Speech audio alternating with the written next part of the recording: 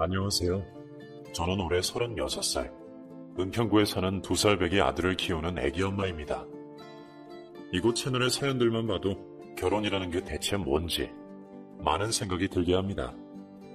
결혼 생활에서 스트레스 받은 사람이라면 저도 둘째가라면 서러울 지경이라서 이렇게 저도 용기를 내서 제 사연을 들려드리려 합니다. 사실 저는 많은 분들처럼 남편이나 시어머니에게 불만이 있어서 사연을 쓰는 건 아니에요. 제가 이렇게 사연을 쓰는 건 악마 같은 시누이 때문입니다. 모르는 사람들은 이렇게 말하면 시누이라 해봤자 어쩌다 한번 명절 때나 집안 행사 때나 얼굴 보고 지내는 사이 아니냐고, 뭘 그런 사람 때문에 스트레스를 받냐고 말하는 사람들도 있는데요. 이게 안 겪어본 사람은 죽었다 깨어나도 모르실 겁니다. 미친 시누이 잘못 만나면 시어머니 저리 가라 할 정도로 사람을 돌아버리게 만들거든요. 저와 시누이 사이의 악연을 일일이 다 설명하려면 석 달 열흘을 밤새도 모자랄 겁니다. 참 지질이 친구복도 없는 저는 이 악마 같은 시누이와 고등학교 동창인데요. 사실 그때는 제가 낯을 많이 가리고 소심한 성격이라서 혼자 조용히 공부하고 학교, 집, 학원을 반복하는 모범생이었어요. 그리고 솔직히 친구 사귀는 게 조금 힘들었습니다. 왜냐하면 제가 그때는 쌍꺼풀이 없고 코도 낮아서 못생겼다는 말을 많이 들었기 때문에 자신감도 없고 소심했거든요. 외모로 놀림을 몇 번 받다 보니 친구 사귀는 게 두렵고 괜히 뭣도 모르고 어울리다가 상처받고 싶지 않았습니다. 그래서 그냥 수업 열심히 듣고 공부만 하면서 학교에서는 있는 듯 없는 듯 지내고 있었습니다. 그러다가 고등학교 1학년 봄에 지금의 시누이가 저희 반으로 전학 오면서 저희의 악연이 시작되었죠. 사실 저는 그때까지만 해도 시누이와 친구를 하게 될 줄은 꿈에도 생각 못했습니다. 왜냐하면 신우는 딱 봐도 잘 노는 날라리과인데다가 인상도 착해 보이지 않았거든요. 요즘 젊은 친구들이 말하는 센 언니 캐릭터가 바로 신우의 첫인상이었습니다.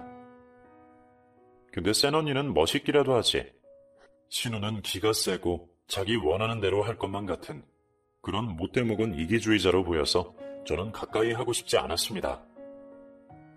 그리고 당연히 가깝게 지낼 일이 없을 줄 알았어요. 왜냐하면 그동안 저에게 먼저 다가와준 친구가 없는데 저렇게 기세 보이는 애가 저랑 친구하자고 할 리가 없을 것 같았기 때문이죠. 그런데 이게 웬일? 그런 신우랑 친해지게 되었습니다. 사실 신우이는 전학 오고 나서 예쁘장한 외모로 인기가 많았는데요. 주변에 금방 친구가 몰려들었고 소위 말하는 인싸 중에 인싸로 되는 건 시간 문제였어요. 그래서 그 다음 학기에 거의 만장일치로 몰표를 받아 반장까지 됐는데요. 그런데 반장이 되자마자 갑자기 총무로 저를 추천하면서 먼저 다가왔습니다. 솔직히 그렇게 예쁘고 인기 많은 애가 저에게 먼저 다가오자 처음엔 되게 고마우면서 감동스럽기까지 하더라고요. 그런데 신우이의 속셈은 따로 있었습니다. 지금은 어떨지 모르겠지만 사실 그 당시 반에서 반장의 위치는 상당했어요. 선생님의 권력을 일부 위임받아 명령하는 거니 애들이 다 신우 말을 잘 따랐죠.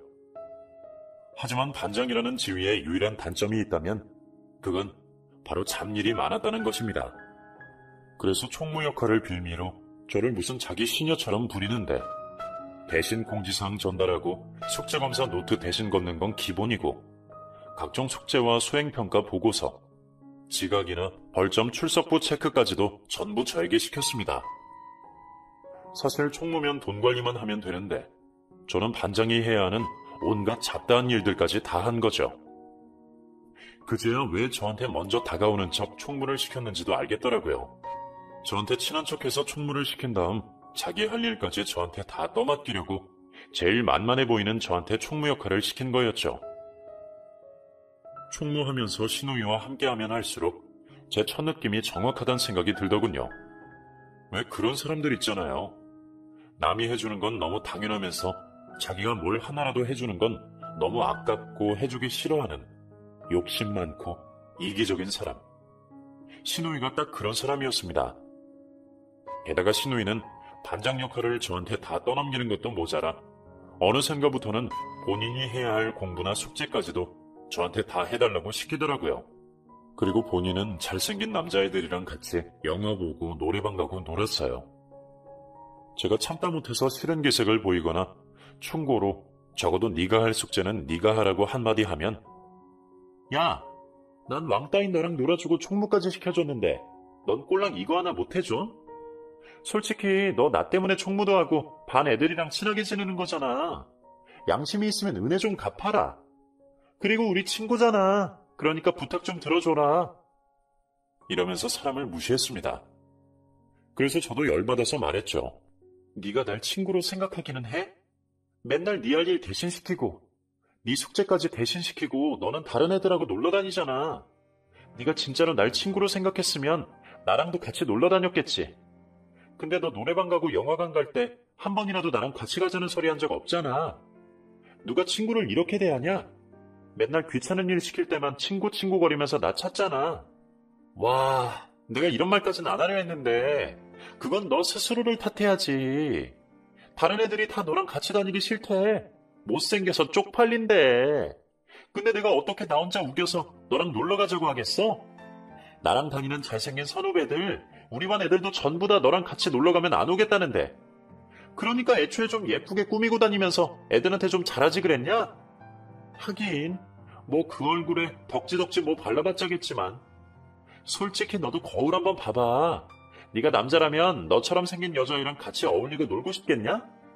그러니까 불만 있으면 나한테 뭐라고 하지 말고 너를 이렇게 낳아준 네 부모님을 탓해. 저는 신우의 말에 큰 충격을 받았고 너무 마음에 상처가 돼서 그 다음 날부터 학교를 안 갔습니다. 아직도 그때의 일이 생각날 정도로 이 사건은 제 마음속에 깊숙한 트라우마로 자리 잡았을 정도였어요. 직접적으로 외모 지적을 당하니 너무나도 자괴감이 들었고 당연히 신우이를 포함해서 그 주변 친구들까지 두 번 다시 꼴도 보기 싫었어요. 그리고 총무일도 너무나도 하기 싫었죠. 그래서 한 일주일 정도 학교에 가지 않고 방 안에만 누워 있었어요. 이런 절 보고는 부모님께서 굉장히 걱정을 많이 하셨습니다.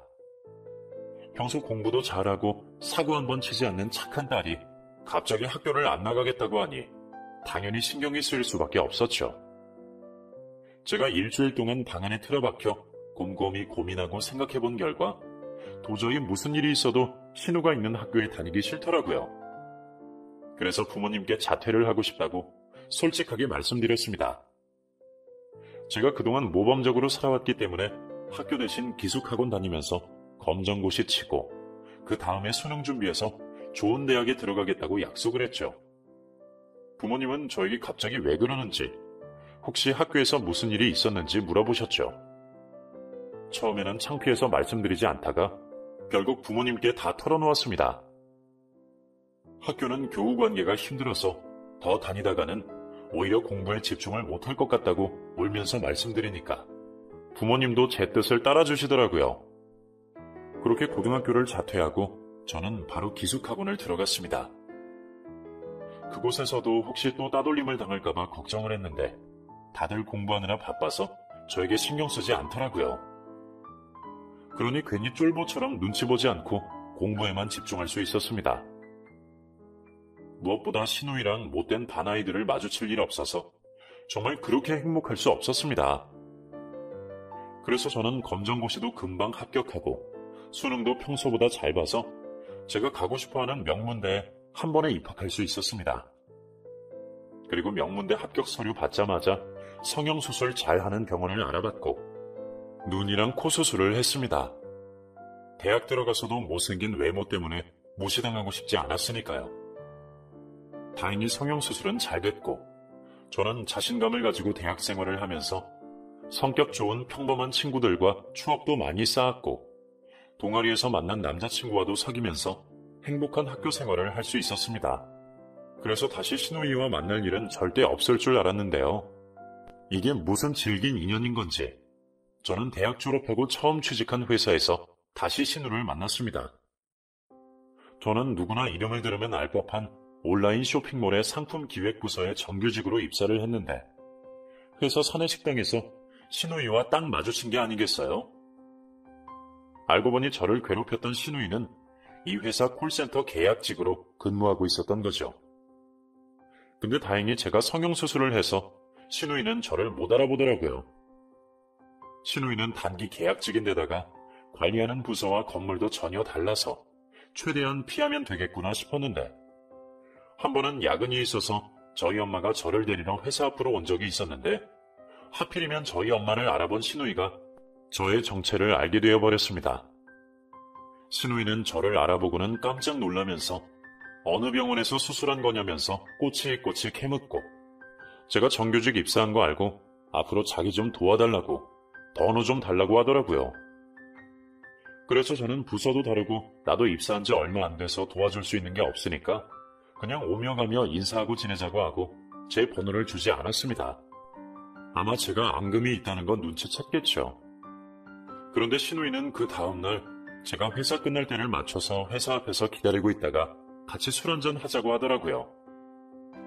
술은커녕 얼굴도 보기 싫은 애라 선약 있다고 거절할까 하다가 콜센터 업무에 시달려서 너무 피로에 지친 그 얼굴이 불쌍해서 진짜로 같이 술 한잔만 해야지 생각하고 같이 호프집으로 향했는데 그날 신우가 저에게 진심으로 사과하더라고요.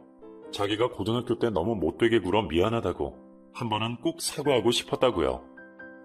그러면서 자기가 저한테 잘못해서 벌을 받아서 그런 건지 삶이 너무 힘들다고 제 앞에서 울더라고요. 그때 내가 너한테 내 숙제까지 다 시켜먹고 공부를 안 해서 이딴 계약직으로 맨날 시달리나 봐. 이러면서 맥주를 연거푸 마셔대는데 그 모습 보니까 인간적으로 안 됐긴 하더라고요. 그래서 저는 정규직한테만 주는 상품권 같은 걸 신우이한테 주면서 힘내라고 위로해 주었습니다. 그날 신우이는 자기 신세 한탄하다가 몸을 가눌 수 없이 취해버렸는데요. 그러자 신우이 오빠한테서 연락이 오더라고요. 그래서 그 오빠한테 호프집 이름 알려주고 데리러 오라고 했는데 이 오빠가 지금의 제 남편입니다. 이날이 제가 남편을 처음 만난 날이죠. 남편은 제게 연락해줘서 고맙다고 인사를 하고 신우이를 부축하면서 저도 데려다 주겠다고 했는데요. 저는 술에 안 취했으니까 괜찮다고 신우이만 데리고 가라고 해도 밤길이 위험하다면서 굳이 저까지 차에 태워 저희 집까지 데려다 주었습니다. 몸을 가누지 못하는 신우이는 자연스레 뒷좌석에 눕히고 저는 앞좌석에 앉게 되었는데요. 집까지 가는 길에 다정하게 이것저것 신우이와 어떻게 아는 사이냐 물어보고 숙취 해소제랑 간식도 편의점에서 사서 손에 쥐어주고 되게 친절하게 대해주었습니다. 그 사람은 신우이의 친오빠라는 게 믿기지 않을 정도로 착한 성격을 가진 남자였어요. 그래서 내심 속으로 괜찮다는 생각은 들었지만 나중에 이 사람이랑 결혼하게 될 줄은 그 당시에는 전혀 생각지도 못했어요. 그날 저에게 반한 남편이 신우이 통해서 제 번호 따가지고 계속 다정하게 연락을 해오고 좋아한다고 고백을 해와서 결국 저희는 결혼까지 하게 되었습니다. 그리고 무엇보다 신우이가 자기 잘못을 뉘우친 후부터는 저에게 되게 잘해줘서 개과천선한 줄 알아서 결혼을 했던 거예요. 그런데 참 사람 고쳐 쓰는 거 아니라더니 저희가 결혼한 후부터 신우이는 다시 저에게 심술을 부리기 시작했습니다. 신우이가 저희 회사 콜센터를 그만두고 제 남편이랑 시아버지 돈을 뜯어내서 네일아트 샵을 차렸습니다. 근데 네일아트만 잘한다고 해서 샵이 잘 운영되는 게 아니잖아요. 세금 신고며 매출, 고객관리, 청소 등 신경 써야 할 게 산더미인데 그게 힘들다면서 저한테 징징거리더라고요.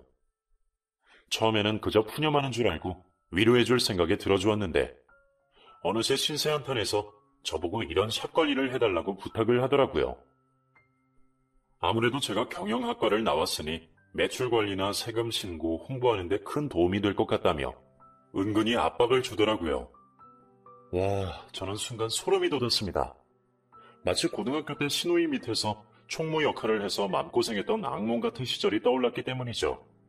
당연히 저는 내키지 않았지만 이제는 신우이와 식구가 된 관계로 딱 잘라 거절할 수는 없어서 자주는 못 도와주고 가끔씩만 도와주겠다고 했는데 아니나 다를까 신우이는 옛날처럼 시도 때도 없이 저를 불러내서 잡다하거나 골치 아픈 일들은 전부 저에게 떠맡겨버렸습니다. 사실 저는 남편이랑 결혼할 때 이미 30살이 넘었기 때문에 가급적 빨리 아이를 가지려고 했는데 신우의 네일 아트샵 일을 챙기느라 육체적으로도 정신적으로도 너무 스트레스를 받아서 아이도 안 생기는 것 같았습니다. 그래서 참다가 결국 남편에게 말했더니 남편은 노발대발하면서 신우이를 불러다가 한 번만 더 저를 부려먹으려고 했다가는 네일아트 샵 차릴 때 자기가 대준 돈을 전부 다 토해내야 될 거라고 따끔히 혼을 내더라고요. 정말 얼마나 통쾌하던지 남편이 정말 고맙고 믿음직했는데요. 그런데 그해 추석, 결혼하고 처음 맞이하는 추석이라 저는 시댁 식구들 선물도 꼼꼼히 챙기고 며느리 역할을 잘 하고 싶었습니다. 그래서 저는 시댁 식구들이 다 있는 단체 카톡방에서 선물 몇 가지를 소개하며 가지고 싶은 선물, 마음에 드는 옵션을 말씀해달라고 했는데요. 시댁 식구들 전부 고맙다면서 마음에 드는 선물을 고르는데 여기에다 대고 신우이가 글쎄 제 고등학교 시절 성형전 사진, 그것도 저는 정말 못생기게 나오고 자기는 정말 예쁘게 나온 사진들을 이 단체 카톡방에 올린 게 아니겠어요? 저는 너무 깜짝 놀라서 당장 전화해서 이게 무슨 짓이냐고 물었더니 어머 미안 내가 마음에 드는 선물 사진을 보낸다는 걸 우리 고등학교 때 사진을 보내버렸네. 아니 네가 우리 오빠 와이프가 된 게 기분이 너무 이상하고 옛날 생각나서 옛날 사진 좀 뒤적거리고 있었거든. 그래서 사진이 좀 섞였나 봐. 근데 뭐 어떠냐? 이제 식구 됐는데 가족끼리는 뭘 감추면 안 돼. 원래 어땠는지 본 모습을 다 공개해야지. 이런 거 속이는 것도 사기다 너. 이러면서 약을 올리는데 딱 봐도 일부러 의도적으로 제 과거 사진 올린 게 티가 나더라고요. 와, 진짜 가까이 있으면 머리채라도 다 쥐어 뜯어놓고 싶을 정도로 마음속 깊은 곳에서 분노가 일어났어요. 게다가 그 카톡방에는 저희 남편도 있어서 남편이 제 못생긴 예전 사진을 본 게 너무 속상하고 비참했습니다. 그런데 남편은 그날 제 동생이 한 못된 짓거리 미안하다면서 장미 꽃다발이랑 에메랄드 목걸이를 선물로 사다 주면서 기분 풀라더군요. 그래서 제가 남편에게 물었습니다. 당신은 나 성형수술 전 사진 보고 괜찮아? 속인 거 화 안 나? 왜 당신한테 화가 나냐? 철부지 내 동생한테 화가 나지. 이놈의 기집애 기어이 일을 치고야만 해. 내가 그 사진 절대 공개하지 말고 당신 성형한 거 결혼 후에는 절대로 얘기 꺼내지 말라고 신신당부했는데. 당신 나 성형한 거 알고 있었어? 어떻게? 설마 아가씨가 그런 것까지 당신한테 다 말한 거야? 사실 결혼 전에 땡땡이가 우리 결혼하는 거 반대하면서 당신 성형 전 사진 보여줬거든. 그래서 내가 혼쭐을 내줬어. 당신 원래 얼굴도 나한테는 너무 귀엽고 사랑스럽고 나는 당신 자체를 사랑하니까 다시는 이딴 기분 나쁜 짓 하지 말라고 그렇게 다짐을 받았는데 이놈의 기집애가 또 이런 짓을 한 거야. 당신한테 내가 미안해. 이번에는 진짜 내가 제대로 단속시킬게. 근데 나는 처음부터 아무렇지도 않았고 지금 당신 모습 너무 사랑하는 거 알지? 그러니까 너무 속상해하지 마라. 남편의 다정한 위로에 저는 눈물이 왈칵 쏟아졌습니다. 신우이가 너무너무 미웠지만 또 이런 남편을 만나게 해준 것도 사실이니 겨우겨우 마음을 가다듬고 시댁에 내려갔는데요. 선물 사서 내려간 시골 본가에서 시댁 친척들은 저만 보면 웅성웅성거리고 신우이는 같이 킥킥거리는데 아무리 좋은 마음을 먹으려고 해도 신우이한테 너무 화가 났습니다. 그래서 저는 명절 제사 끝나고 잠깐 시간 내서 신우이한테 얘기하자고 근처 카페로 불러내서 도대체 나한테 왜 그러는 거냐고, 내가 아직도 싫은 이유가 뭐냐고, 이렇게 싫어할 거면 왜 다시 만났을 때 잘해주는 척 했냐고 솔직하게 물어봤는데요. 신우 답변이 정말 충격이었습니다. 네가 솔직히 말하라고 했다. 나중에 딴소리하면 안 돼. 솔직히 네 주제 변호사 와이프가 가당키나 하니? 게다가 우리 오빠 같은 연봉 1억짜리 변호사 너무 주제 넘잖아. 나 네가 우리 오빠랑 결혼할 줄 알았으면 너한테 말도 안 걸었을 거야. 우리 오빠 진짜 멍청한 건지 순진한 건지 얼굴 다 뜯어고친 너랑 왜 결혼한 건지. 근데 순수한 자연미인인 나는 아직도 시집도 못 간다는 게 인생이 너무 불공평하다는 생각 안 들어? 너보다 훨씬 예쁜 자연미인인데 도대체 나한테는 왜 똥차만 꼬이고 돈 잘 버는 남자가 안 꼬이냐고. 네가 나라면 성질 안 나겠어? 이렇게 말하는데 정말 할 말이 없더군요. 신우이는 여전히 저를 올케 언니가 아니라 고등학교 때 왕따 취급하고 있었습니다. 그 후로 저는 신우이랑은 거의 손절하듯 하면서 지냈고, 남편도 신우이가 카톡방에 제 성형전 사진을 뿌린 이후로는 신우이 부탁 다 쌩까고 돈 좀 빌려달라고 해도 무시했는데요. 그렇게 한 1년 연락 안 하고 지내다가 또 집 필요할 때 되니까 신우이가 만나자고 연락이 오더라고요. 너무 만나기 싫었지만 시부모님 결혼 30주년 기념 효도 여행 보내드려야 되는데 같이 계획을 짜자고 해서 어쩔 수 없이 나갔는데, 딱 10분 정도 얘기 나눴을 때 부모님 효도 여행 보내드리는 건 핑계고 결국 돈 빌려달라는 얘기하려고 저를 불러냈다는 게 티가 나더군요. 신우이는 저한테 아무리 자기가 싫어도 어떻게 오빠랑 자기랑 남매 인연을 끊어놓으려고 하냐며, 도대체 오빠한테 무슨 얘기를 한 거냐며 오히려 저한테 따지더라고요. 저는 황당해서 그건 오빠한테 물어봐야지 왜 나한테 말하냐고 했더니 언제까지 이렇게 지낼 거냐면서 지나간 앙금은 다 풀자고 하더군요. 그러면서 자기가 잘못한 것도 있으니 사과의 의미로 좋은 투자처를 알려준다고, 이거 수익률 보면 자기한테 난 화가 눈 녹듯이 풀릴 거라 했습니다. 저는 더 듣지도 않고 자리에서 일어나 버리고 싶었지만 그래도 1년 만에 만난 자리라 억지로 얘기를 듣긴 들었는데, 지금 자기한테 1억만 투자해주면 정확히 1년 후에 3억 만들어주겠다고 투자하라고 하더라고요. 그래서 내가 지금 그럴 만한 자금이 부족하고 남편 월급을 그런데 쓸 수 없다고 하니 신우의 눈빛이 사납게 변하기 시작하더군요. 야, 우리 오빠 돈 잘 버는 거 뻔히 아는데 자금이 부족하긴 뭐가 부족하다는 거야. 막말로 우리 오빠 돈 달라는 거지 네 돈 달라는 것도 아니잖아. 그리고 정 부족하면 너 지금 사는 아파트 담보로 대출만 받아도 1억 땡기는 거 일도 아니겠구만. 집 그거 깔고 앉아있으면 뭐하냐? 주식에 투자하는 게 훨씬 낫지. 너 내 말 들으면 1년 뒤에는 진짜 대박 날 거라니까. 솔직히 나 같은 신우이가 어딨냐? 올케한테 이런 알짜 정보 주는 신우이 대한민국에 나밖에 없을 거다. 이쯤 되니 신우이랑은 아예 말이 안 통할 것 같았습니다. 아파트 담보 빚을 내서 자기 주식 투자할 돈을 빌려달라니 정말 제정신이 아닌 것 같았어요. 게다가 신우이가 사겠다는 주식들은 하나같이 위험성 높은 테마주였는데, 그러면서 오빠한테는 죽어도 얘기하지 말고 제 손에서 돈을 빌려달라는 겁니다. 그걸 폭락해서 휴지 조각 되면 그 책임은 대체 누가 지냐고요. 그래서 저는 화를 꾹꾹 눌러 참고 일단 생각해보겠다고 하고 신우이를 돌려보내고, 신우이 가자마자 바로 남편에게 전화해서 신우이가 했던 말도 안 되는 얘기들을 전부 다 말했습니다. 미안하다고, 다시는 이런 일 없게 하겠다고 사과를 했는데, 저는 신우이한테 당신이 언급하면 또 나랑 사이가 안 좋아지니까 속으로 알고만 있고 모른 척하라 했습니다. 그리고 제 손에서 신우이한테 연락해서 투자할 돈을 빌려줄 수는 없겠다고 딱 잘라 거절했습니다. 신우는 또 못생긴 년이 어쩌고 하면서 저한테 욕을 하는데 아예 전화 끊어버리고 차단했어요. 그런데 그렇게 신우를 끊어내니 저를 이뻐해 주시는 시부모님들의 눈빛과 태도가 완전 바뀌었습니다. 틀림없이 신우가 중간에서 제 욕을 하고 이간질을 하면서 저를 나쁘게 말했던 거겠죠.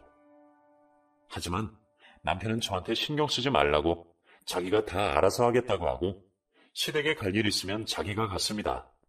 그렇게 아예 신우이랑 손자라고 지내자 저희 부부에게는 아이가 찾아왔고, 제가 임신한 거 알고는 남편이 신우 만날 일을 절대 없게 하려고 아예 친정집에서 지내게 해주고 본인 출퇴근도 친정집에서 했습니다. 정말 이런 사람 동생이 어쩌면 저런 인성일 수가 있는지, 도무지 한부모 밑에서 나고 자랐다고 믿기지 않을 정도로 다른 인성이에요. 이렇게 저는 남편의 배려 덕분에 무사히 아들을 순산할 수 있었습니다. 그런데 아들을 낳고 나니까 아들 100일 기념잔치, 돌잔치 때마다 또 신우이랑 엮일 일이 있을 것 같아 스트레스가 쌓였는데 남편이 걱정하지 말라고 했습니다. 신우이한테 제 앞에 나타나지 말라고 하고 아이 보고 싶으면 사진으로 보내주겠다고 말한다는 거였죠. 하지만 신우가 그동안 자기가 반성했다면서 조카 얼굴 한번 볼 수 있도록 해달라고 남편한테 사정을 했대요. 그래서 어쩔 수 없이 아이 돌잔치에 신우를 초대했는데 신우가 또 아이 얼굴을 트집 잡으면서 제 고등학교 때 얼굴이랑 똑같다는 둥, 낮은 코에 쌍꺼풀 없는 못생긴 애기라고 제 애기 외모까지 디스하는 겁니다. 그 자리에 저희 부모님까지 다 계셨는데 정말 화가 머리끝까지 났습니다. 부모님은 그래도 사돈 처녀니까 크게 뭐라고 하시지는 못하고 연신 냉수만 벌컥벌컥 마시더라고요. 그래서 보다 못한 남편이 신우이를 당장 끌고 밖으로 나갔습니다.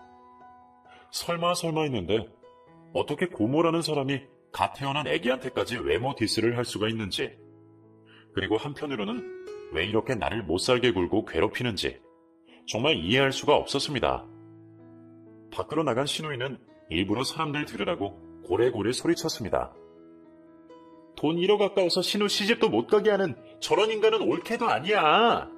그리고 오빠도 그러는 거 아니야. 진짜 하나뿐인 동생이 주식 투자로 집값 벌어서 시집 좀 가보겠다는데 도와줘도 모자랄 판에 자기 마누라만 끼고 돌고 그러는 거 아니라고. 이러면서 막 엉엉 우는 겁니다. 알고 봤더니 신우가 저한테 주식 투자 어쩌고 했었던 이유가 자기가 썸 타는 펀드 매니저랑 시집을 가려고 그랬었던 거더라고요. 근데 무리한 투자로 자기 모은 돈이랑 시아버지가 준 돈 다 날려먹고 나서 이제 저희 남편한테 저렇게 생떼를 쓰고 갓난 조카한테도 심술을 부렸던 겁니다. 남편이랑 저는 정말 기가 막혔고 돌잔치 기분 다 잡쳐버린 신우이가 너무너무 미웠는데 시부모님이 저희한테 대신 미안하다면서 어떻게든 신우 마음 달래서 결혼시키는 거 도와달라고 남편이랑 저한테 눈물이 그렁그렁해서 부탁했기 때문에 맘 약한 남편은 어쩔 수 없이 1억을 빌려주었는데요. 절대 주식 투자 같은 거 일절하지 않고 오로지 결혼 비용에만 쓰는 조건이었습니다. 저는 너무 분했어요. 조카랑 저를 그렇게 외모로 후려 까고 상처 준 신우이한테 1억은커녕 10,000원도 빌려주기 싫은 게 솔직한 제 마음이었으니까요. 하지만 그 돈은 제 남편이 번 돈이고 제가 아무리 싫어하는 사람이라지만 남편에게는 하나밖에 없는 여동생이라서 마지막으로 이해해 주었습니다. 남편 역시 신우가 결혼하니까 어쩔 수 없이 이번 한 번만 주는 거지. 앞으로 2번 다시 일절 지원해 주지 않을 거라고 제게 약속을 했어요. 신우는 1억을 받고 나서도 고마워하기는커녕 일부러 저 들으랍시고 진작에 우리 오빠한테 말할걸. 괜히 남의 식구한테 말했다가 감정만 상했잖아. 그리고 솔직히 그게 우리 오빠가 고생해서 번 돈인데 지가 뭐라고 허락을 하네 만에 꼴값을 떨어? 이러는 게 아니겠어요?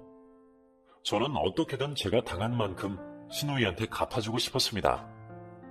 그리고 주말에 시댁에 갔다가 뜻밖의 선물을 발견했죠. 신우가 결혼을 준비하면서 신혼집으로 이사갈 짐들을 미리 꺼내놓았는데 거기서 우연히 신우이의 중학교 졸업 앨범을 발견하게 되었어요. 처음에는 그냥 호기심에 열어보았는데 세상에 저보다도 코가 낮고 눈은 보이지도 않더라고요. 아니, 눈이 진짜 단추구멍만 해서 아예 눈 감은 것 같더라니까요. 그래서 어머님에게 이게 어찌된 일이냐고 진짜 신우이가 맞냐고 물어봤더니 글쎄 신우이가 중학교 졸업하고 고등학교 올라가기 전에 이미 눈, 코를 대대적으로 성형수술을 했다는 겁니다. 그러니까 지도 성형미인인 주제에 저보고 그렇게 성형했다고 놀렸던 거예요. 지금껏 잘난 척한 걸 생각하니까 너무 어이가 없더라고요. 정말 저런 신우이랑 누가 결혼할지 아무하고도 결혼 안 하는 게 좋을 것 같다고 생각했지만 신우이는 썸 타던 펀드 매니저의 아이를 재빨리 임신해버렸고 결국 상견례 날짜가 잡혔습니다. 저희 부부도 신우이 상견례에 초대를 받았는데요. 저는 회심의 미소를 지으며 상견례에 참석을 했고 정말 평생 잊을 수 없는 상견례였어요. 처음에는 양가 분위기가 좋았습니다. 아유, 사돈 감사해요. 사실 예단, 예물, 구시대의 악습이라고 안 해주는 사람들도 많은데 이렇게 예의를 지켜주신 게 좋습니다. 저희 남편이 1억 빌려준 걸로 좋은 혼수를 해주었나 봐요. 그러자 저희 시어머니도 귀한 아드님이랑 인연 맺은 것에 대한 감사함의 표시는 당연히 해야죠. 이러면서 분위기를 맞췄는데요. 뭐 예식 날짜 의논해서 잡기로 하고 이미 혼수 받을 거 받고 집도 남자 쪽에 아파트가 있어서 의논할 게 생각보다 많지 않았고 막상 할 말이 많지가 않더라고요. 그래서 신랑 신부 웨딩 화보 촬영을 어디서 할까 그런 주제가 나오고 청첩장에는 무슨 사진을 쓸까 얘기를 나누다가 신랑 쪽 부모님이 청첩장의 웨딩 화보들이 전부 다 똑같아서 재미가 없다길래 저는 이때다 싶어서 기가 막힌 아이디어를 냈습니다. 신랑 신부 어릴 때나 학생 때 모습을 아기 때 신부가 웨딩드레스 입고 아기 때 신랑이 웨딩드레스 입은 사진을 청첩장에 쓰자고 말이죠. 그러자 신우이 예비 신랑은 그러고 보니까 땡땡씨 고등학교 때 사진만 보고 더 어렸을 때 사진은 못 본 것 같네요. 땡땡씨가 자연미인이라던데 어렸을 적에 얼마나 예뻤을지도 너무너무 궁금합니다. 저는 자연미인 소리에 내심 비웃으며 때마침 저한테 신우 어린 시절 사진이 있다고 핸드폰 사진을 내밀었습니다. 신우는 얼굴이 빨개지면서 뭘 그런 사진을 보냐고 저를 말렸는데 예비 신랑과 시부모님들이 보고 싶다고 궁금하다고 해서 저는 시댁에서 찍어온 신우의 졸업사진과 어린 시절 사진이 담긴 핸드폰을 그들 앞에 내밀었고 신우이의 못생긴 사진을 본 예비 시부모는 표정이 확 굳어버리고 예비 신랑은 당황해서 아니 이게 우리 땡땡씨 사진이라고요? 다른 사람 사진 아니고요? 그 말에 저희 남편이 웃으면서 조금 느낌이 다르죠? 제 동생이 중학교 때 성형수술을 해서 인성이 지금하고는 좀 다른데 그래도 이때도 너무 귀엽지 않나요? 이렇게 분위기를 풀려 했는데 세상에 이 말에 아무도 대답이 없는 겁니다. 웬만하면 예의상으로라도 귀엽다, 다시 보니까 지금이랑 비슷하다 뭐 이런 말들을 해줄 법도 한데 신우의 예비 남편과 시부모는 충격을 받았는지 사진이랑 신우의 얼굴만 계속 번갈아 보고 있었습니다. 그리고 예비 남편은 충격이 너무 컸는지 저도 모르게 하면 안 될 말을 입 밖에 내뱉어버리고 말았어요. 아니, 자기 진짜 어떻게 이러냐? 자기가 나 성형미남이라고 우리 애기 나 닮으면 어떡하냐고 그렇게 구박을 해댔잖아. 그래서 난 진짜로 너는 자연미인인 줄 알고 교회 갈 때마다 뱃속에 우리 애기는 너 닮게 해달라고 빌었는데. 그러자 그 말에 감정상한 신우이의 예비 시어머니가 아니 구박을 하다니? 이게 무슨 소리야? 네가 뭐가 어때서 널 구박해? 성형 전에도 지금 이 사진보다 우리 아들이 100배로 잘생겼구만 하면서 뿔난 예비 시어머니가 핸드폰에서 신우이 예비 남편의 어렸을 적 사진을 보여줬는데 이쪽도 만만치는 않게 못생기긴 했더라고요.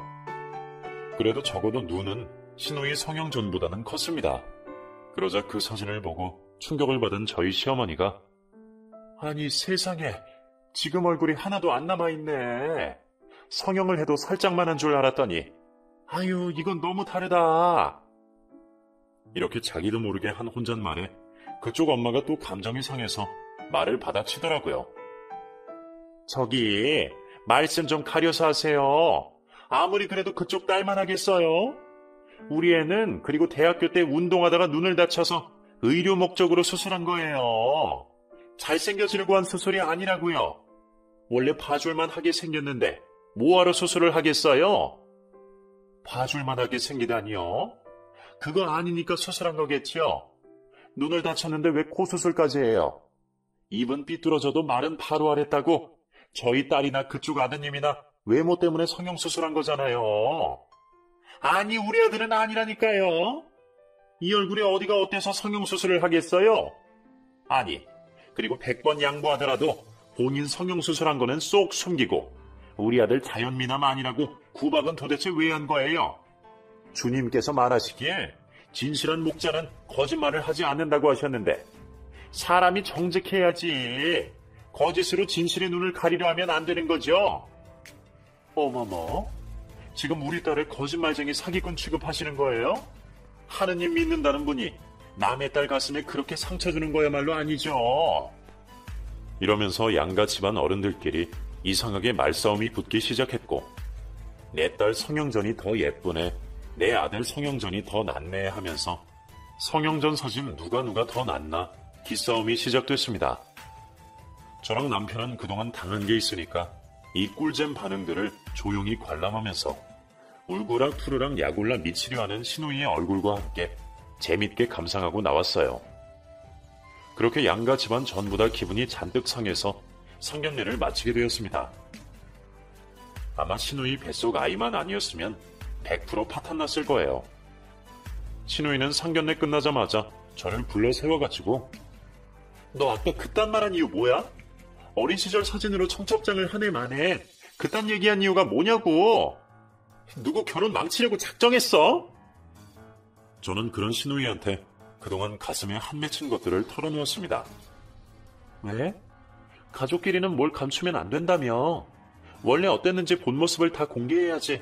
이런 거 속이는 것도 사기라며.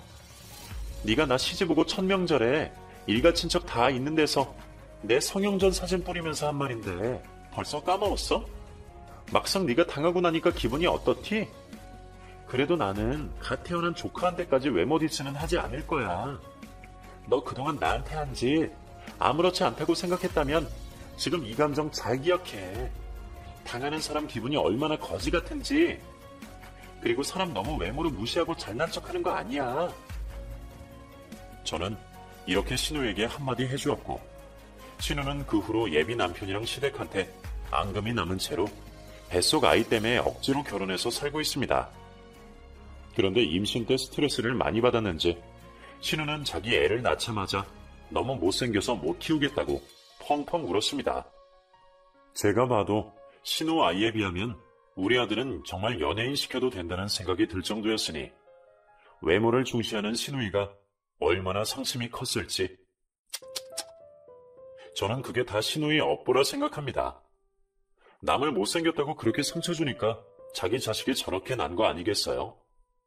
사람이 자고로 마음이 못생기면 자꾸 속상한 일만 생기는 법인 거죠. 아무튼 그 이후로 지금 신우는 저를 만날 때면 아무 말도 못하고 깨갱하면서 지낸답니다. 인과응보라고 역시 사람은 착하게 살아야 된다는 걸 신우를 보고 깨닫게 되었어요. 그럼 지금까지 저의 사이다 같은 사연 들어주셔서 감사하고요. 여러분은 모두 마음이 예쁜 나날들, 좋은 인생을 사셨으면 좋겠습니다.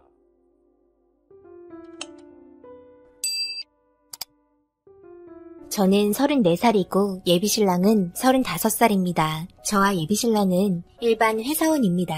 같은 회사에서 근무하고 있었으나 저는 다른 곳에서 좀 더 좋은 조건으로 제의가 들어와 마침 계약 기간도 끝나는 바람에 이직을 하였습니다. 예비신랑은 같이 회사에서 근무하고 싶어 했으나 저의 발전을 위해서 그렇게 결정을 하였습니다. 그런데 지금 생각해보면 이 결정이 정말 잘했다 생각합니다. 연애는 2년 정도 했고 서로 집안 사정 다 알고 있습니다. 재산도 비슷비슷해서 예단 예물 생략하고 결혼식도 가족분들만 모여서 소소하게 진행하기로 했습니다. 시부모님께서는 사업을 하고 계시며 그렇게 잘 되는 편도 아니고 적당하게 두 분이 먹고 살 정도만 됩니다. 저희 부모님께서는 빌라 청소를 하고 계십니다. 분리수거와 계단 청소 위주로 합니다. 서로 많이 고생하는 거 잘 알고 있기 때문에 결혼 준비 또한 모두 소소하게 하려고 했던 거죠. 저에게는 정말 착하고 모든 걸 잘해주는 예비신랑의 한결같은 모습은 저희 부모님도 잘 알고 계십니다. 거의 매주 주말에 와서 저희 가족이랑 함께 저녁도 먹고 잠시 바람도 쐬러 같이 가곤 합니다. 결혼 전이지만 벌써 사위 된 거나 다름없었습니다. 그리고 이번에 신혼집 대출 문제로 인해서 저희가 고민을 많이 하고 있었는데 부모님께서 돈을 더 마련해 주신다며 저에게 말을 했지만 저는 원래 돈을 빌리는 것 자체를 좋아하지 않아서 괜찮다고 말했고 저희가 알아서 한다며 받지 않겠다 했지만 부모님께서 결혼 생활 처음 시작할 때 조금이라도 편하게 시작했으면 좋겠다며 돈을 더 마련해 주셨습니다. 예비신랑이 6 정도고 저희가 4 정도 되네요. 그래서 대출금도 적게 받을 수 있어서 금전적인 부분에 있어 부담은 줄었지만 이번 일로 인해 부모님은 주변 원룸단지를 더 매입해 일하는 구역을 확장하였습니다. 주말 쉬시고 수요일이나 목요일 한 번 더 쉬시는데 이번에 구역을 더 확장하면서 평일에는 전부 일하게 되었습니다. 날도 따뜻해지면서 점점 쓰레기 냄새와 함께 벌레들 또한 많이 보이기 시작하네요. 저희 부모님께서 일하시면서 제일 싫어하시는 게 분리수거인데요. 아파트 같은 경우에는 그나마 분리수거가 잘 되어 있지만 원룸의 경우 회사 숙소로 이용하는 경우도 많기 때문에 정말 분리수거가 잘 안 됩니다. 그래서 건물에서 살고 계시는 분과 싸우게 되는 경우도 종종 있기도 하죠. 그래도 직업이기 때문에 최대한 많이 참으며 일하십니다. 우리 부모님께서 이번에 구역을 좀 확장하셨어. 그래서 평일에는 일을 빼지 못하셔. 그래서 좀 미안하기도 하네. 우리 결혼하고 나서 월급 받으면 어느 정도 도와드리고 하면 되지. 너무 걱정하지 마. 그렇게 예비신랑과 이런저런 이야기를 하면서 정말 저희 가족을 진심으로 걱정해주고 챙겨주려고 하는 모습이 너무 좋았습니다. 그래서 저 또한 예비 시부모님께 잘하려고 노력 많이 했습니다.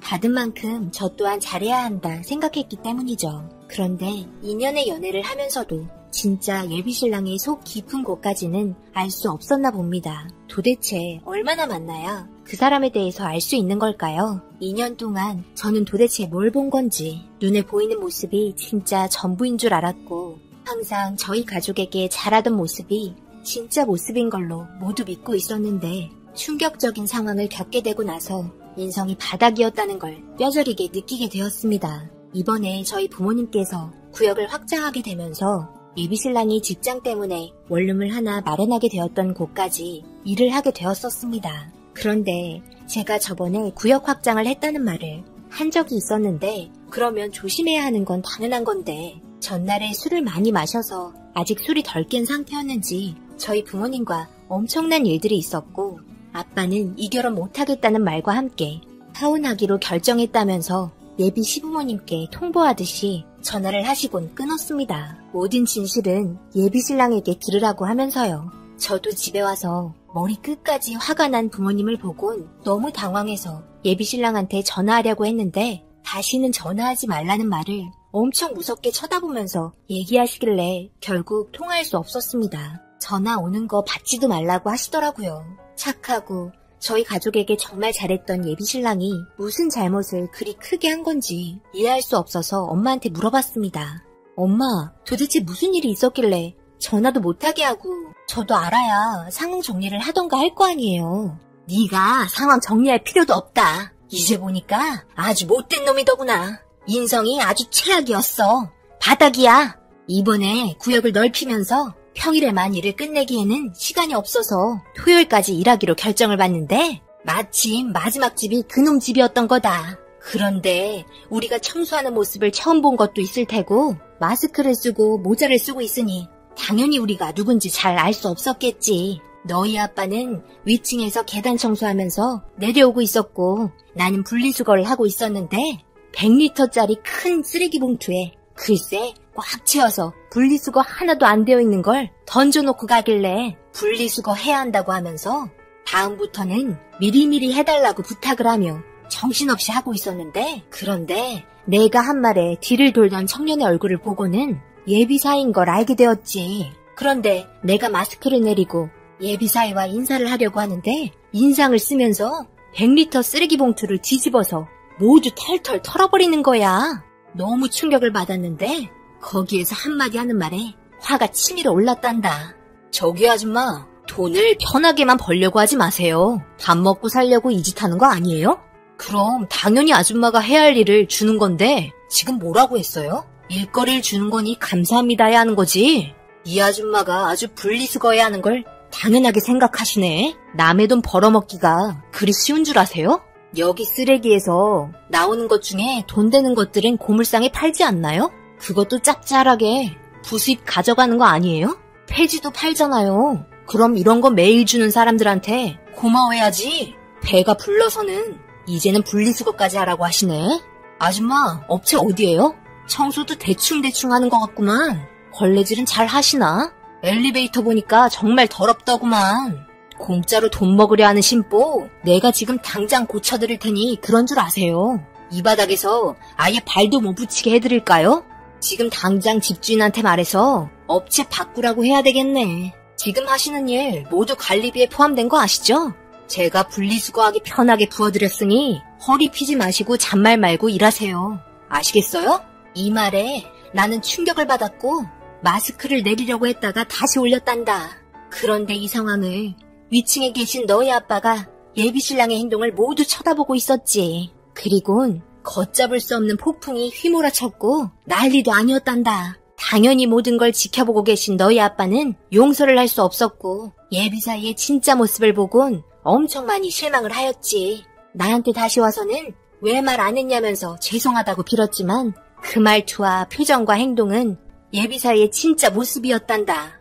나는 할 말 없다며 차에 올라탔고 너희 아빠는 예비사이가 부었던 쓰레기 모두 분리수거하라고 마지막 한마디 하고 이렇게 집에 왔단다. 지금도 그때 생각하면 너무 충격이구나. 당연히 모든 상황은 건물 CCTV에 모두 찍혀 있으니 발 뺄 수 있는 상황도 아니니 그냥 파혼하는 게 엄마는 좋을 것 같구나. 더 이상 볼 것도 없는 것 같다. 이 모습이 진짜 모습이었던 거다. 이대로 결혼하게 되면 너 결혼 생활은 더 이상 말할 필요 없이 끝나는 거야.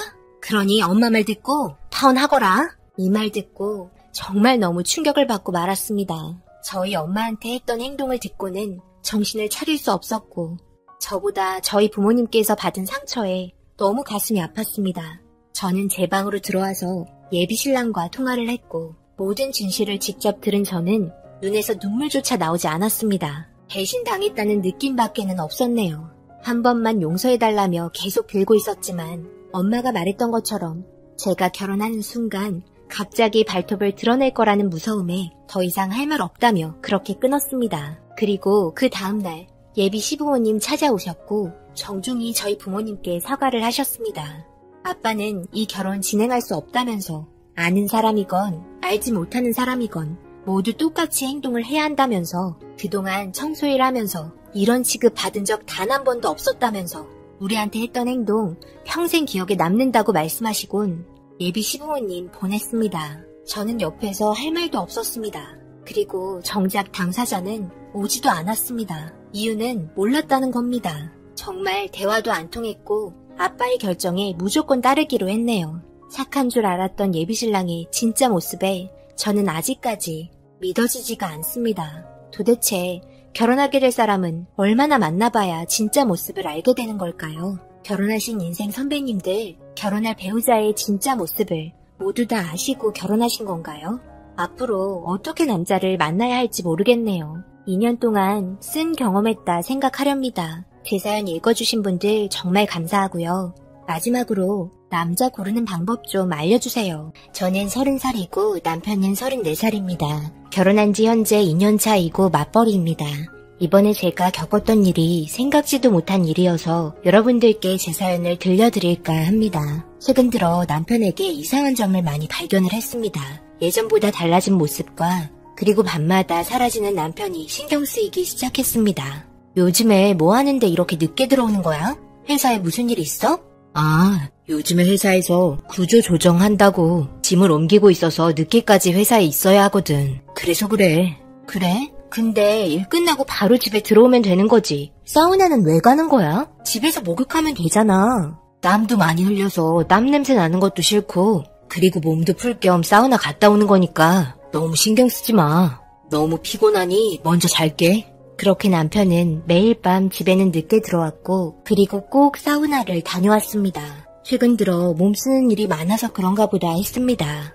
하지만 계속해서 신경이 쓰이는 하나의 문제가 있었습니다. 바로 냄새입니다. 남편의 몸에서 사우나 갔다 온 냄새와 함께 특유의 냄새가 섞여 있었습니다. 평소에 남편에게 맡아본 적 없었기 때문에 신경이 쓰였죠. 그리고 다음날 또 다음날 집에 들어오는 시간은 점점 늦어졌고 그리고 몸의 상처도 한두 개씩 나타나기 시작했습니다. 특히 제일 신경이 쓰이는 건 다름 아닌 등에 난 상처였습니다. 분명 손톱 자국 같았는데 남편에게 추궁하면서 물어보니 그런 거 아니라며 피곤하다면서 바로 쓰러져 버렸습니다. 그렇게 의문만 남긴 채 또 하루가 지나갔습니다. 그리고 아침 일찍 남편은 힘든 몸을 이끌며 끙끙거리면서 출근을 했고 남편이 나감과 동시에 엄마가 저희 집에 찾아왔습니다. 진서방은 벌써 출근을 한 거야? 아침이나 같이 먹으려고 일찍 서둘렀는데 요즘 많이 바쁜가 봐? 네, 요즘 회사 일이 많이 바쁜 것 같아요. 일도 하는데 구조 조정한다면서 몸 쓰는 일도 같이 하고 있는 것 같은데 너무 늦게 들어오고 몸에 상처도 많이 있어서 신경이 쓰여요. 그리고 이상한 냄새도 나는 것 같은데 사우나 갔다 와서 무슨 냄새인지 잘 모르겠어요. 저녁 늦게 집에 들어와서 바로 뻗어서 자기 바쁘니까요. 그래도 먹고 살려고 하는 일인데 어쩌겠냐. 네가 잘 좀 챙겨줘라. 그래도 진서방 정말 성실하게 일하고 가정적이잖니. 엄마는 진서방이 정말 괜찮은 사람 같다. 네가 좀 더 일찍 일어나서 아침도 꼭 차려주고 그래라. 이런 남자 없다? 글쎄요. 저는 잘 모르겠어요. 요즘 의심되는 점이 한두 가지가 아니라서요. 매일 저녁 늦게 사우나 갔다 오고 등에 손톱 자국도 있는 것 같았다니까요. 여자의 촉은 무시할 수 없는 거 알죠? 요즘 계속 지켜보고 있어요. 사람 그렇게 함부로 의심하는 거 아니다. 그나저나 진서방도 없으니 그냥 집에 가야겠다. 이거 엄마가 만든 반찬인데 저녁에 들어오면 꼭 밥 챙겨 먹이고, 그리고 이거 한약인데 매일 아침에 한 포씩 꼭 먹이고, 알았지? 네, 알겠어요. 그런데 아빠 몸은 좀 어때요? 일하시면서 허리 많이 다치셨잖아요. 좀 괜찮아지셨어요? 말도 마라. 몸도 성치 않으면서 팀원들 굶길 수 없다며 아픈 허리 부여잡고 일하시고 계신다. 엄마도 오늘 바쁜 일이 많아서 잠깐 들린 것 뿐이니까 주말에나 다시 얼굴 보자. 그렇게 엄마는 남편 아침 챙겨주려고 오셨다가 일찍 출근한 게 좀 아쉬우셨는지 신경 좀 써주라는 말과 함께 바쁘다며 나가셨고, 저도 서둘러 출근 준비를 했습니다. 저희 남편이 막내 사이라서 그런 건지 아들 같다며 이것저것 정말 많이 챙겨주십니다. 친정과 저희 집 거리가 걸어서 20분이면 도착하기 때문에 자주 왔다 갔다 하십니다. 그래서 주말의 경우 저희 집에 오셔서 함께 저녁 드시고 집에 가시곤 하시는데, 최근에 아빠가 일을 하시다가 허리를 다치시면서 많은 어려움이 있는 것 같았습니다. 엎친 데 덮친 격이라고 경기까지 좋지 않기 때문에 일거리 들어오면 작은 일거리도 모두 다 하시는 것 같았습니다.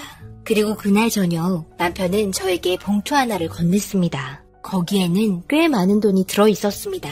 웬 돈이냐고 물어보니 회사에서 늦게까지 잔업한 수당 따로 챙겨준 거라면서 주말에 장모님과 장인어른 모시고 외식이나 하자면서 따로 놔두라며 방에 들어가 쓰러져 누웠습니다. 이런 모습 보면 정말 그냥 회사 일 때문에 그런 건가 생각했지만, 남편이 하는 일이 몸을 쓰는 일이 아니라 이런 모습이 이해가 되지 않았습니다. 그리고 남편이 방에 들어온 후 다시 제 코를 찌르는 약간의 휘발유 같은 냄새가 났고, 도대체 뭘 하고 있길래 사람이 며칠 만에 이 정도로 몸이 망가질 수 있는 건지 궁금했습니다. 그래서 다음날 남편 회사에 한번 찾아가 보고 싶어서 저도 일 끝나는 대로 남편 퇴근 시간에 맞춰 회사에 도착했습니다. 그런데 남편의 모습이 이상했습니다. 출근을 할 때는 분명 정장 차림으로 출근을 했는데, 회사에서 걸어 나온 남편의 모습은 다름 아닌 무슨 공장에서 입을 법한 옷을 입고 있었습니다. 한쪽 손에는 가방과 함께 정장이 들려 있었고, 그리곤 차에 타고 다른 곳으로 향하길래 저도 뒤따라 차를 몰고 거리를 두며 천천히 따라갔습니다. 어둑어둑해진 저녁, 다른 건물로 차가 들어갔고 저는 건물 외곽에 차를 잠시 세워두고 남편이 들어간 건물로 따라 들어갔습니다. 그리고 곧이어 엘리베이터는 5층에서 멈춰섰고 남편이 올라갔을 거라 생각하고 저는 계단으로 한 층 한 층 올라갔습니다. 높지 않은 건물은 5층이 끝인 것 같았습니다. 그리고 들려오는 사람들의 목소리와 함께 남편의 목소리도 함께 들려왔고, 두근거리는 마음 붙잡고 문이 활짝 열려있는 방향으로 가까이 가니 매일 밤 늦은 저녁 남편이 집에 들어오면 나는 냄새와 비슷한 냄새가 제 코끝을 찔렀습니다. 그리고 문틈에서 보게 된 장면은 너무 충격이었습니다. 다름 아닌 아빠와 남편이 함께 있었던 겁니다. 그리고 저는 너무 놀랐고 그 모습을 한참을 지켜보다가 결국 참았던 눈물이 흐르고 말았습니다. 남편은 다친 아빠를 대신해 일을 도와주고 있었던 겁니다. 몸이 성치 않은 아빠는 의자에 앉아 있었고 다른 사람들과 함께 섞여 아빠가 지시하는 대로 움직이고 있었습니다. 모든 잡일을 도맡아 하며 바쁘게 움직이면서 무거운 물건들과 함께 천장에도 기어다니고 등 같은 것도 조립하고 높은 사다리도 오르락 내리락 하면서 바쁘게 뛰어다니고 있었습니다. 저는 남편이 바람 피운다고 의심하고 있었는데 이런 모습을 하고 있을 거라고는 전혀 생각조차 하지 못했습니다. 그렇게 한참을 아빠와 함께 일을 하곤 오늘은 여기까지 하고 마무리하자는 말에 사람들은 몸에 먼지를 털고 있었고 아빠는 사람들에게 고생했다며 돈 봉투를 나눠주고 있었습니다. 남편은 받지 않겠다며 도와드리려고 온 거지 돈 벌려고 온 거 아니라는 말에 아빠는 버럭 화를 내면서 오늘까지만 하고 그만하라는 말과 함께 이런 모습 제가 알면 정말 마음 아파할 거라면서 다음날부터 남편에게 오지 말라고 전하고 있는 도중에 제 뒤에서 아빠와 같이 일하시던 분이 저를 보고 있었고 누구냐는 말과 함께 저와 아빠와 남편은 눈이 마주치게 되었습니다. 저희 셋은 모두 당황했고 안절부절 못하며 저를 보곤 급하게 뛰어오는 남편의 모습에 결국 펑펑 울고 말았습니다. 저희 아빠가 몸이 다쳤다는 말을 듣게 된 후 계속해서 일을 도와주고 있었던 겁니다. 그저 제가 마음 아파할까봐 말을 하지 않았던 겁니다. 그리고 남편은 정말 몸이 너무 힘들어 사우나에서 몸을 풀고 들어왔던 거였네요. 건물 바닥에서 올라오는 고약한 에폭시 냄새를 맡으며 일하고 있었는데 오해한 제가 너무 한심스러웠습니다. 저를 잡고 일으켜주면서 어떻게 알고 왔냐는 말에 의심스러워 따라왔다고 했고 그동안 자기를 바람피우고 있는 줄 알았냐며 저를 보며 웃고 있었습니다. 그리곤 미안하다면서 이런 상황 이야기하면 마음 아파할까봐 일부러 말을 꺼내지 않았다고 하네요. 이런 일을 한 번도 해본 적도 없는 사람이 온몸에 상처까지 나면서 일을 했다는 것 자체가 정말 놀라웠습니다. 언제나 저희 가족을 신경 써주는 남편의 모습에 정말 고마웠습니다. 아빠는 괜히 저한테 싫은 소리 들을까봐 눈치 보면서 굳고 말렸는데도 진서방이 도와주겠다고 우긴 거라며 다친 허리를 부여잡으며 저에게 미안한 눈빛을 보냈습니다. 이제 결혼한 지 2년 되었는데 모든 일을 정말 자기 가족의 일처럼 두 팔을 걷어붙이고 나서주었다는 게 정말 고마웠습니다. 이래서 아빠가 아들 같다며 잘 해주시나 봅니다. 남편은 현장 정리를 마저 하고 온다는 말과 함께 사람들과 마무리 작업을 마저 끝냈고 아빠는 진서방이 도저히 돈을 받으려 하지 않는다며 돈 봉투를 저에게 건네줬습니다. 그 순간 어제 일이 떠올랐습니다. 남편은 아빠에게 받은 돈 또한 개인적으로 쓰려고 했던 게 아니라 저희 부모님과 함께 외식을 하는데 쓰고 싶었던 겁니다. 이런 모든 상황을 생각하고 신경 쓰고 있다는 거에 정말 감사했습니다. 시작한 지 얼마 안 된 저희 결혼 생활 앞으로 평생 행복하게 함께 살아갔으면 좋겠습니다. 저 또한 남편에게 받은 만큼 시댁에 더욱더 잘해야겠습니다. 그리고 아버지께도 집안의 가장으로서 항상 고생 많이 하시고 고된 일도 마다 않고 저를 이렇게 훌륭히 키워주셔서 감사하다고 말씀드렸네요. 남편은 아버님 허리 다 나으실 때까지는 자기가 서포트 해드려야 한다며 오늘도 어김없이 사우나를 들렸다 늦은 시간 귀가했네요. 저희 엄마 말처럼 정말 이런 사람 또 없을 것 같습니다. 앞으로는 절대 남편 의심하지 않고 내조에 힘써야겠습니다. 제 사연 읽어주신 분들 정말 감사드리고요. 오늘 하루도